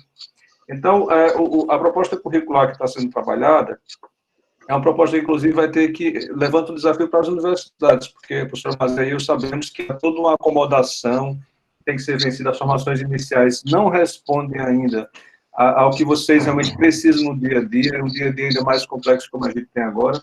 Então, o currículo está sendo estruturado em grandes ideias matemáticas, ou seja, a gente está privilegiando as ideias transversais, a gente reconhece ali no ensino fundamental os germes estruturais, aquilo que vai dar todo o sentido da construção matemática. A gente pensa que talvez será o conceito de limite, é um conceito que aparece lá no cálculo, não, o conceito de limite aparece no primeiro ano do fundamental, quando o aluno começa a fazer aquela pergunta, e o que é que vem depois? E quem é o próximo? E tem um número maior do que todos? Então, o processo do infinito, a ideia da sucessão, do contínuo versus o discreto, da proporcionalidade, essas ideias elas têm que ser resgatadas, muito bem trabalhadas. Por que que fração oferece tanta dificuldade? Porque uma fração ela tem múltiplas representações. A gente sabe que é uma classe de equivalência, na linguagem, né, abstrata que a gente usa, mas essa noção já está lá no quarto, quinto anos do fundamental.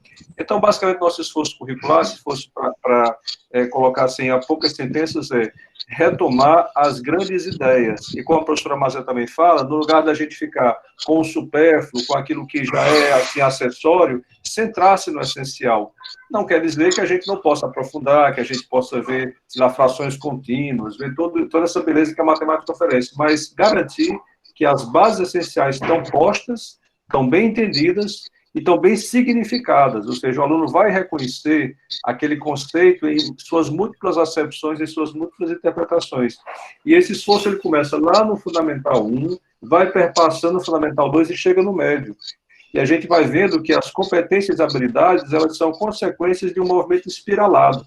Ou seja, a gente não tem uma competência situada no tempo, uma habilidade naquele momento específico. As habilidades e competências são construtos o tempo todo revisitados.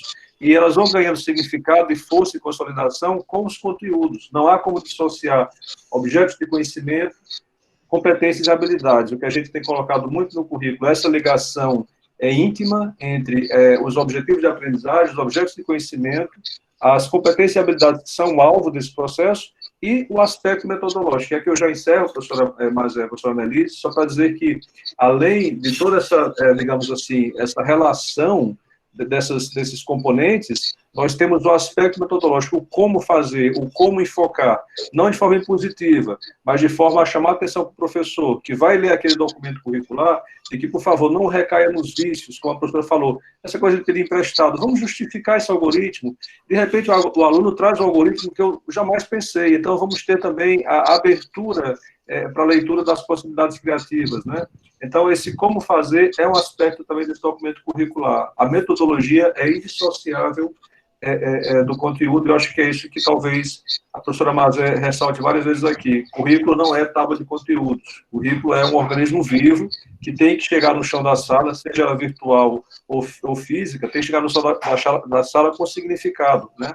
Então, é basicamente essa construção que a gente tem feito e que a gente espera um dia, né, professora Mazé, que as nossas licenciaturas preparem os professores na direção de uma construção curricular dessas, participativa e colaborativa também. É nosso sonho, né, professor? Pois é, desculpe ter me alongado um pouco. Muito bem, a pergunta da Adriana foi bem forte. O José Fábio também fez uma pergunta. Você quer fazer, José Fábio, ou eu faço aqui? Responde no chat. José Fábio? Não, então vou fazer. Ele pergunta como fomentar a formação de professores em um contexto em que muitos professores que fazem o mestrado, como o Profimat, que é um exemplo, deixam a rede de ensino para lecionar em outras instituições que valorizam melhor o professor. Pois é, isso é uma questão muito séria, né? Porque, na verdade, o mestrado para os professores, primeiro, todo professor deveria fazer mestrado. Para isso, a gente teria que dar oportunidade para todos. Eu não falo em doutorado, mas um mestrado era importante todo professor fazer. E termos condições de realmente atender a demanda de todos os professores, para que pudessem fazer um mestrado. E que esses professores tivessem bons salários para não sair, né, das redes e ir para as universidades, para ganhar um pouco mais, né? Então, isso tem duas coisas aí importantes, né? Essa valorização realmente da formação, ampliar a formação realmente até o mestrado, eu acho que deveria, e melhorar as condições de trabalho e o salário para que esse professor realmente se mantivesse na rede. Mas vocês sabem que tem doutores, muitos doutores aí na rede, né? Mestres também. E, assim, agora, tem que ir com essa ideia de que vai voltar para a rede, para colaborar com a rede, né? E não vai fazer um mestrado e doutorado para ir para uma universidade, às vezes até privada, né? E deixar a rede aí de lado, porque a educação básica precisa realmente cada vez mais de professores mais capacitados, mais habilitados. E o mestrado pode colaborar muito, o mestrado profissional tem realmente esse objetivo de profissionalizar mais e dar essa experiência ao professor, né? Ok, agora as duas perguntas da Lara que eu fiquei devendo, né? Lara, a primeira pergunta é a seguinte, professora Mazé. Com relação a esses termos, alfabetização, matemática e letramento matemático, qual é a diferença entre os dois? Olha, na verdade, a gente pode pensar assim, a alfabetização matemática, a gente pode pensar ela no sentido mais de você compreender que você não precisa só usar a língua materna para que o aluno possa aprender a ler e escrever, tá? Por outro lado, o letramento matemático, além também dele proporcionar isso, ele vai colocar esse sujeito mais consciente diante de toda a sua formação, né? Então, o sujeito que lê melhor, interpreta melhor, se reconhece, né, no contexto como um cidadão, com seus deveres, com seus direitos, interpreta bem a realidade. Então, a gente pode pensar nessa perspectiva, educação matemática e letramento matemático, entendendo que os dois dialogam, né, não são dissociáveis, mas se eu pensar em alfabetização matemática, eu posso estar pensando apenas nessa perspectiva de aprender a ler e escrever, e também ser um letrado, né? Alguma coisa como letrado. Quando eu falo em letramento e multiletramentos, eu já estou pensando numa perspectiva muito maior, muito mais abrangente, que envolve contexto e realidade do sujeito, né? Já amplio mais a visão. E a outra pergunta é: quais as estratégias que o professor formador deve realizar para garantir que esse professor possa repensar melhor a sua prática, rompendo paradigmas? O professor formador, que estratégias ele vai ter como formador, garantir que os professores que estão em formação possam repensar melhor as suas práticas, rompendo os paradigmas? Eu acho assim que uma possibilidade seria você desafiar o professor como você tem que desafiar o aluno, né? Então, assim, conhecer a realidade do professor, porque uma coisa que às vezes acontece, né, das formações chegarem muito prontas, né? Elas são kits prontos que chega lá, olha, professor, a partir de agora você vai fazer assim, assim, assim, preencher isso aqui desse jeito, fazer isso aqui assim, na sala de aula é assim, blá, blá, blá. Então, se você puder e você como formador ir para a escola, né, para os cursos de formação, desafiar o professor diante da sua realidade, então o professor ele vai se sentir mais incluído no processo, né? Então, a ideia das formações continuadas é tentar a gente pensar formações cada vez mais que incluam a opinião do professor. Nós temos até uma ideia de uma professora, né, que é a Spivak, ela vai perguntar assim: os subalternos falam? Então, a gente poderia pensar, o professor, ele fala na hora das decisões da sua própria formação, ele tem voz? Ele tem voz. Tem alguém escutando o professor?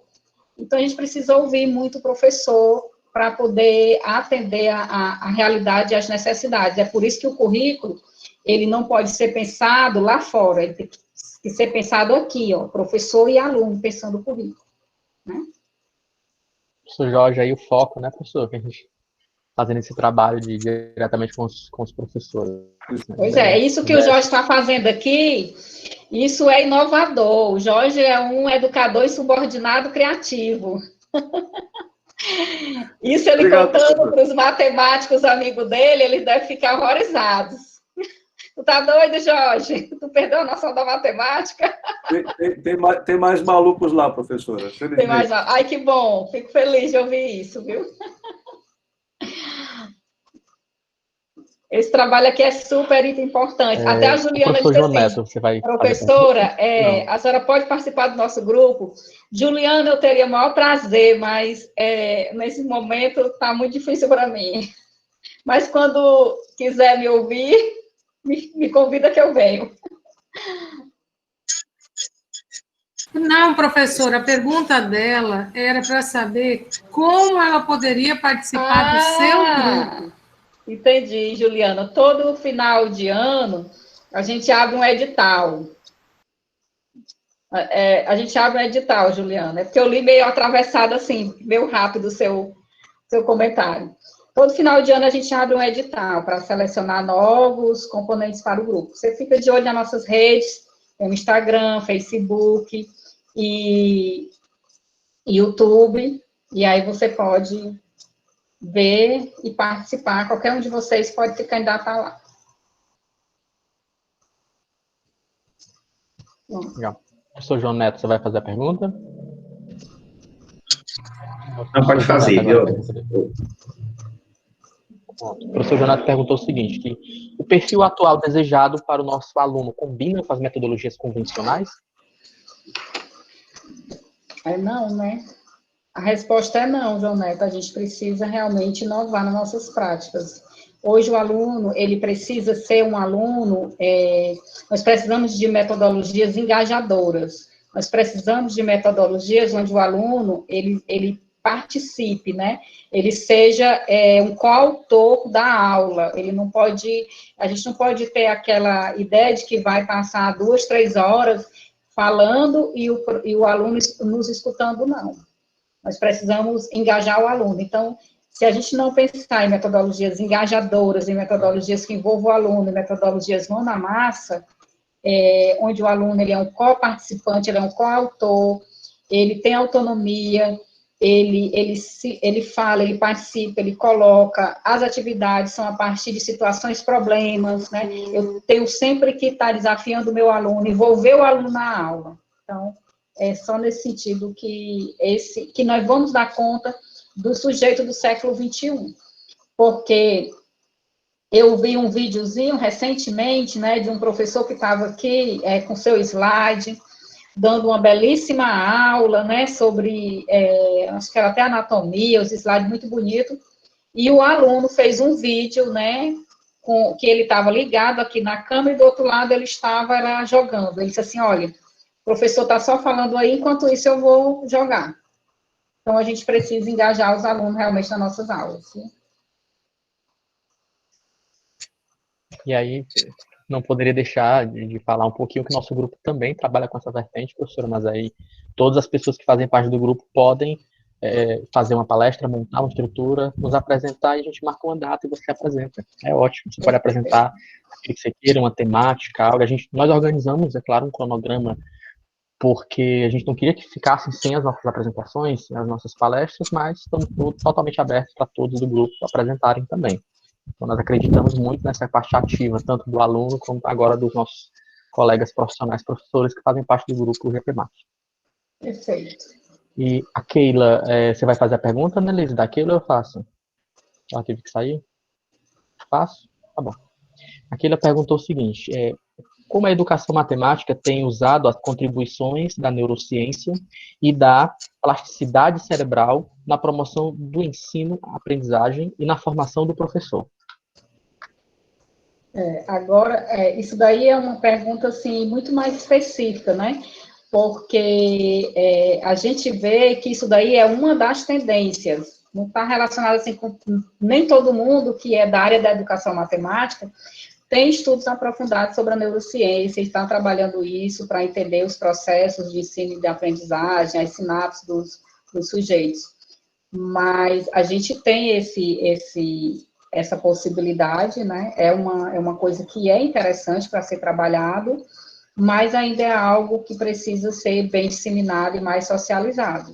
Não tem até acho que tem alguém na faculdade de educação que está trabalhando alguma coisa, assim, que não é tão disseminado, mas ainda é bem específico em relação a isso. Não é um grupo de estudo, é uma pessoa individual, estudando um pouco sobre essa temática, mas eu penso que isso daí é algo para se buscar ainda alguns elementos para trazer para dentro da educação matemática como uma das tendências da educação matemática. E o professor Jorge Lima está lembrando que o próximo seminário vai discutir essa temática. Muito bem. Eu tenho até lido algumas coisas, mas o campo, como vocês podem ver, a educação matemática, ela tem muitas vertentes.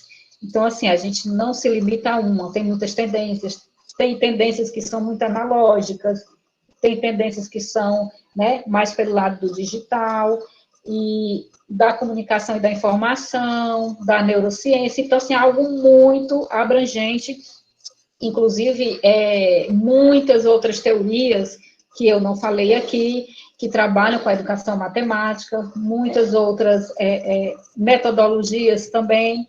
Então, é realmente um campo de conhecimento científico muito amplo, né? Que trabalha essa relação entre o saber pedagógico e o saber científico. Então, aí é um mundo imenso, e tudo que venha dar significado à matemática cabe dentro da educação matemática. O professor Jorge lembrou aí que dia 30 nós vamos ter um seminário, uma palestra dentro dessa linha de raciocínio, nessa direção. É um dos das 5 palestras de setembro. E, por último, a Juliana havia perguntado como participar do grupo, mas já foi contemplada a resposta naquele momento, que é o edital que sai. Então, se alguém tiver mais alguma pergunta, pode fazer, Annelise, professor Jorge, alguém. O professor queria a palavra, e no final eu tenho os recados. Basicamente, só realmente agradecer mais uma vez, né? Sempre a contribuição da Mazé é impressionante nesse debate, acho que é uma das pessoas mais lúcidas aí no nosso panorama da educação, das pós-graduações, da Faculdade de Educação, alguém que está realmente militando em prol dessa mudança sistêmica, inclusive das formações iniciais, dessa abertura à educação básica. Ou seja, a universidade sempre muito encastelada, sempre muito nessa torre de marfim, a gente vindo realmente para perto do professor da educação básica, cooperando, porque de outra forma a gente não consegue sair desse lamaçal. Então, é realmente um momento importante, a professora Mazé realmente celebra e significa muito dessa aproximação. E aí só colocar realmente assim, mais uma vez, né, os matemáticos, os cientistas em geral. Hoje, inclusive, havia uma reunião MEC, MCTIC, vários cientistas do país inteiro em relação ao programa Ciência na Escola, que nós ganhamos e tudo, a UFC participa disso. Mas são iniciativas que cientistas e matemáticos e neurocientistas e todo mundo têm dado as mãos, economistas da educação, pedagogos, porque a ação é multidisciplinar, é uma ciência complexa. Aliás, a educação precisa de ciência e a ciência precisa de educação. A gente está trazendo evidências científicas, né, de todas as áreas para a educação, que é um artesanato, que é um engenho, que é uma prática, mas também é ciência, tem que ter evidências. E eu acho que os matemáticos, em particular, eles trazem também um pouco dessa experiência crítica, reflexiva. Nós não temos cardeais na matemática, né? A cada geração aparecem matemáticos mais brilhantes, mais fenomenais, e a gente tem muita lição da humildade intelectual, de aprender sempre. Acho que essa é uma tradição que nós trazemos aqui para o debate. E também o fato de nós sermos muito ávidos e expostos à experiência internacional. Então, um esforço muito grande, inclusive, desse grupo, algo que eu enfatizo muito, é a gente ter referenciais teóricos mais robustos, mais internacionais, não que necessariamente o que vem de fora seja ótimo, seja novo, seja bom sempre, mas é importante ter esses referenciais, e o fato de ter uma professora ligada a uma pós-graduação, que digamos, central nesse debate, é muito importante até para a gente poder expandir aqui essa literatura, ter artigos, ter referências, ter autores de conotação e validação internacionais para nos ajudar a guiar esse processo. Intuição e bom senso ajudam, mas evidências científicas certamente são decisivas. Então, mais uma vez, professora Mazé, muitíssimo obrigado. Annelise, Fábio, Alfredo, parabéns aí por tudo que vocês têm feito nesse grupo, e boa noite a todos e todas que estão até agora ávidos aí por informação, por conhecimento. Professora, eu quero lhe agradecer, assim, especialmente, porque eu sei que hoje é um dia triste, né? Alguém já me disse que talvez a senhora nem estivesse presente, mas eu agradeço a senhora ter estado conosco, foi riquíssimo, foi muito bom e despertou aí no nosso público muitas questões e já estão falando aí no chat, querendo saber como participar do seu grupo, mas também comentando que vão pesquisar mais de tudo aquilo que a senhora falou. Nosso muitíssimo obrigado, esteja sempre à vontade, quando a senhora quiser, a nossa casa está aberta, é sua casa, para o que a senhora precisar, nós estamos aqui, e se a senhora tiver alguns textos ou algum material e a sua apresentação, se a senhora puder disponibilizar, a gente agradece, que a gente divulga para o grupo, o pessoal que não pôde estar ou não ficou até o final, a gente disponibiliza para eles também, tá bom? Tá bom. Muito obrigada, professora, em nome do grupo, do Odécio, do Fábio, e de todo mundo que participou aqui hoje, e daí eu tenho muitos recados. Daí a senhora fica à vontade. Sim, a senhora fica à vontade para dar a sua palavra final. Tá bom, vou ser bem rápida. Eu quero agradecer imensamente o convite, agradecer a indicação aí do professor Jorge Lira. Para mim foi uma alegria muito grande quando eu recebi o convite para falar da educação matemática. Fiquei surpresa, mas muito feliz com o convite. Então, parabenizar todos vocês. Uma coisa que eu acho muito bonita é ver professores tão engajados e querendo inovar na sua prática, aprender mais, né? Eu vi aqui nos comentários, eu vou estudar mais, eu vou aprender mais, eu vou buscar mais informação. Então, eu sempre digo para os meus pós-graduandos, né, os meus orientandos, que a gente precisa ter muita solidariedade em relação aos professores quando estamos fazendo as pesquisas, porque são sujeitos profissionais que estão buscando sempre a formação, sempre conhecimento, e que estão sempre em busca. Quando eu vejo um professor querendo participar de uma formação, a gente abre um curso para 50 vagas, e tem 200, 300, 500 inscritos, a gente percebe o quanto o professor tem sede realmente de aprender, e está buscando se fortalecer e se aprimorar mais na sua prática. Então, o professor quer muito, o professor quer estudar muito, o professor quer aprender muito, e eu tenho muito orgulho dos professores que, nesse momento de pandemia, não cruzaram os braços, mas saíram à luta e foram aprender tecnologia, foram aprender metodologias, foram entender de estratégias metodológicas para poder trabalhar da melhor maneira possível com as suas aulas remotas. Então, parabéns a vocês, parabéns ao grupo, parabéns ao professor Jorge Lira, parabéns a todos os professores que estiveram aqui, que estão aqui, que formam esse grupo. Dentro da educação matemática, nós não temos muitos grupos, nós temos pouquíssimos grupos.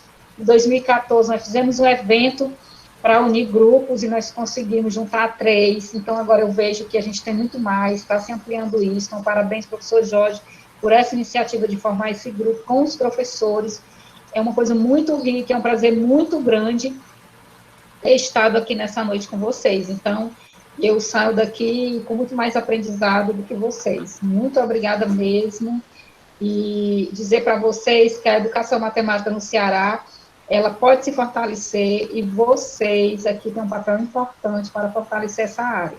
Então, estar ao lado da SBEM Ceará vai ser importante muito para fortalecer essa nossa área aqui, né? Que era muito forte no tempo inicial com a professora Giovanise, que é uma precursora aí da educação matemática aqui no Ceará. Tragam ela para conversar com vocês, que vai ser muito aprendizado. O professor Hermínio também, que junto com ela davam essa visibilidade nacional à educação matemática, e agora eu acho que é um papel de todos nós continuar esse legado junto à SBEM. Então, muito obrigada, uma boa noite a todos, e foi um prazer imenso estar aqui com vocês. Que bom, professora, para nós também. Muito obrigada. Então, pessoal, a gente agradece a professora, e nós temos aí uma programação extensa aí para setembro, só coisa boa, e na próxima semana, quarta-feira, nós teremos a professora Letícia Rangel, que também vem falar para nós sobre educação matemática. Ela é carioca, né, do Rio de Janeiro, do colégio... Professor, me ajude. Dom Pedro II. Dom Pedro II, e ela vem também dar essa palestra. Eu quero pedir a vocês que nos ajudem, que convidem os colegas, convidem os meninos, venham os professores de matemática, os graduandos, que participem das palestras, né? E o conjunto de 5 palestras vai ser certificado no final do mês. Depois disso, nós teremos a professora Ana Cláudia, que é do IFCE, aqui de Fortaleza. E, por último, no dia 30, nós teremos um convidado muito especial, que é Jack Dickman, dos Estados Unidos, de Stanford, que vem trazer para nós uma oficina que fala de educação matemática, e o professor Jorge Lira pode falar mais um pouquinho sobre isso para nós, e vai ser espetacular, com certeza, nos ajudem a divulgar.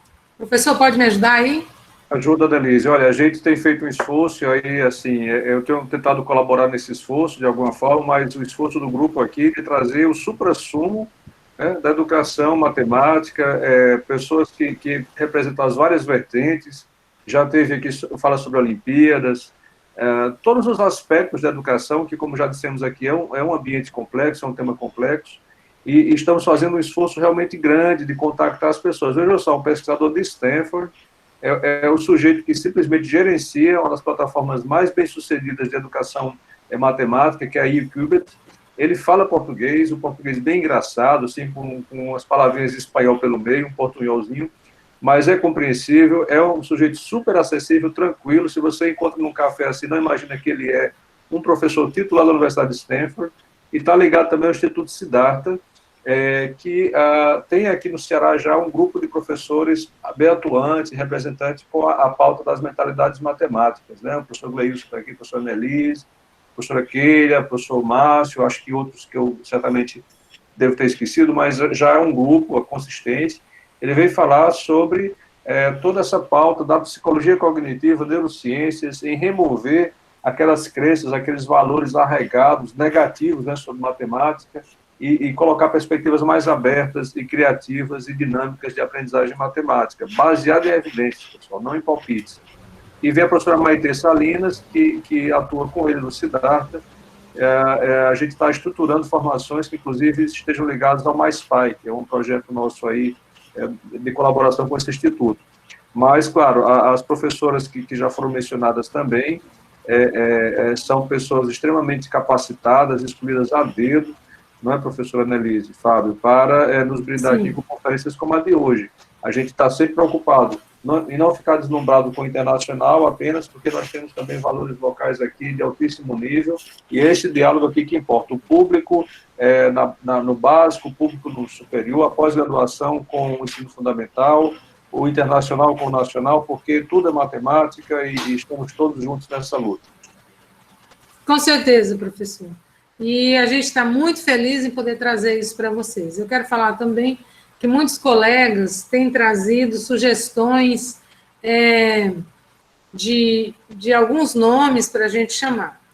Então, é assim, nós temos a programação de setembro e outubro fechada, e a de novembro nós estamos com alguns convidados que não confirmaram a presença ainda, mas a gente tem aquela oficina da professora Yuriko na terceira semana de novembro já.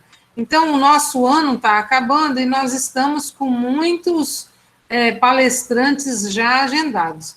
Então, não é que nós não estamos levando em conta as sugestões de vocês, é que a gente precisa, para poder certificar vocês, a gente precisa fazer tudo com antecedência.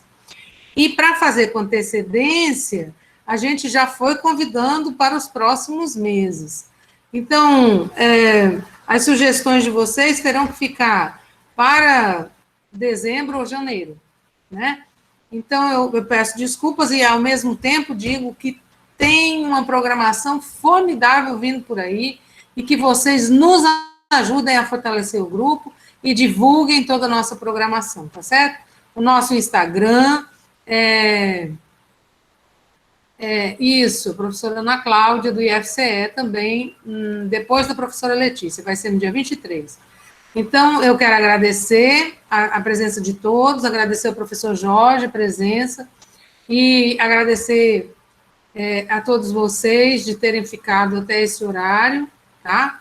E pedir que vocês estejam presentes na nossa próxima palestra, que será quarta-feira, e vai ser espetacular também, tá bom?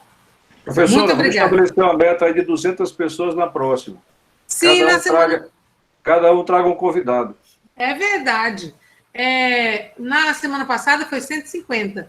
Hoje a gente não atingiu 100. Mas na próxima semana, gente, vamos trabalhar. Eu acho que todo mundo divulgando, a gente consegue aumentar. A frequência já passou. A Letícia Rangel é fora de série, viu? A menina valiosíssima nesse debate aí.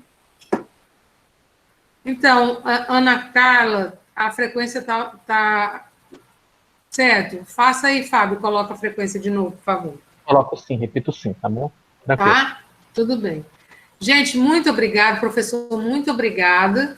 E vamos trabalhar para fazer desse grupo um grupo fortalecido, para que a gente tenha credibilidade para convidar e os palestrantes aceitarem, assim como a professora Mazé aceitou, e o Jack aceitou também, né, professor? Exato. Porque quando a gente diz que tem 353 pessoas no grupo de WhatsApp, né, eles ficam... né, surpresos, ficam, né? Sim. Então, espetacular, professor. Muito obrigada. Acredito que vai chegar um momento em que o Meet não vai conseguir suportar a quantidade de pessoas, porque também tem um certo limite, 250. Mas aí quando chegar lá, a gente vai ficar muito feliz e vai procurar uma solução bacana para esse problema, que não é um problema. Esse é um problema ótimo, né? É um problema ótimo, maravilhoso. Então, foi exatamente o mesmo problema do WhatsApp, né? Nós, quando chegamos em 250, ficamos, e agora, né? Então, foi montado um novo WhatsApp, e agora estamos com 100 pessoas no outro. Então, as coisas vão acontecendo, e desde o início, o pensamento do grupo sempre foi esse, que o grupo ele é forte porque é um grupo, porque tem muitas pessoas o fortalecendo, muitas pessoas contribuindo e sabendo que fazem parte. Né? Todos do grupo devem saber que eles fazem parte.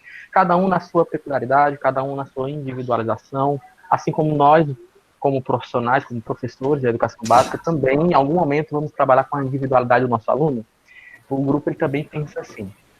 Alguns do grupo têm a vertente mais olímpica, outros da educação matemática, outros da pesquisa de alguma área da matemática, geometria diferencial, a álgebra, sei lá, álgebra abstrata, não sei. Cada um vai seguir a sua linha de raciocínio. O importante é que todos saibam que o grupo vai ajudá-los dentro da sua linha. Né?